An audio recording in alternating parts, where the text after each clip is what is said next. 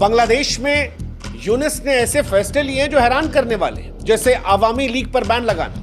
वो पार्टी जिसने बांग्लादेश को जन्म दिया, आज बांग्लादेश में उसे राष्ट्रद्रोही कहा जा रहा है। और यह सिर्फ राजनीतिक हमला नहीं है, इतिहास के सीने में चाकू मारने जैसा है।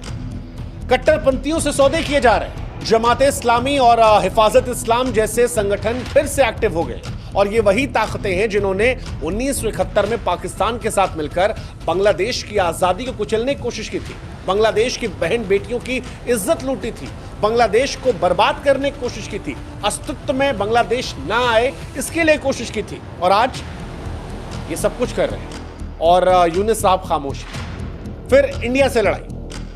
भारत वो देश है जिसने 1971 में बांग्लादेश को जन्म दिलाया। हम उनके लिए सरहद पार तक लड़ने गए।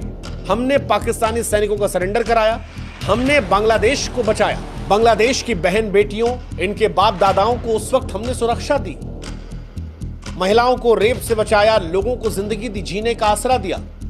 और आज वो इंडिया को दुश्मन मान रहे हैं। यूनिस साहब जो है वो चीन को सब कुछ बेच देने को तैयार है, अमेरिका से गठबंधन कर रहे हैं और इंडिया को वो बार बार अपमानित कर रहे हैं जिसने उनके अस्तित्व को जन्म दिया था।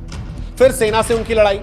यूनिस साहब जब आए थे तो लगा कि सेना और ये साथ मिलकर शायद काम करेंगे, लेकिन आज बांग्लादेश की वो सेना जो पॉलिटिक्स की परछाई रही है, यूनिस उससे भी लड़ रहे हैं और अब सेना खुलकर उनके विरोध में। और इसी वजह से देश में सत्ता और संघर्ष की आहट जो है वो तेज हो गई। आसान शब्दों में कहें तो यूनिस का आना बांग्लादेश में डेमोक्रेसी को मजबूत नहीं करता है, बल्कि ऐसा लगता है कि उनका भी मकसद हो गया है कुर्सी पर बैठे रहो चाहे देश बर्बाद हो जाए।